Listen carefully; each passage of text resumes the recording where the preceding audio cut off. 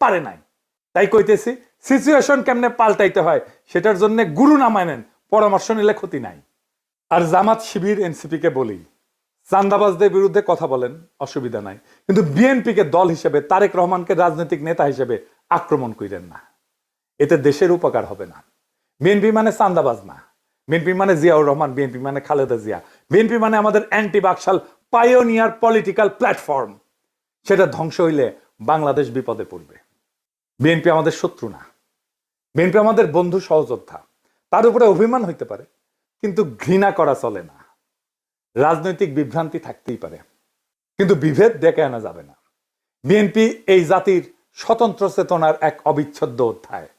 তারেক রহমান ভুল করতে পারেন, কিন্তু বিএনপিকে পুঙ্খানুপুঙ্খভাবে বাতিল করা মানে এদেশের গণতান্ত্রিক ধারাকে দুর্বল করা, এদেশের ফ্যাসিবাদ বিরোধী, ভারতীয় আগ্রাসন বিরোধী লড়াইকে দুর্বল করা। আমাদের শত্রু কিন্তু একটাই, ভারত সমর্থিত হাসিনার ফ্যাসিবাদ।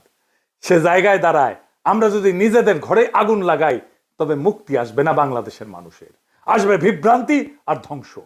তাই সমালোচনা করেন, সংশোধনের ডাক দেন, কিন্তু ধ্বংস ডেকে আনেন না। কারণ আমরা সবাই একই ঐক্যতানে বাঁধা, একই বিপ্লবের সৈনিক।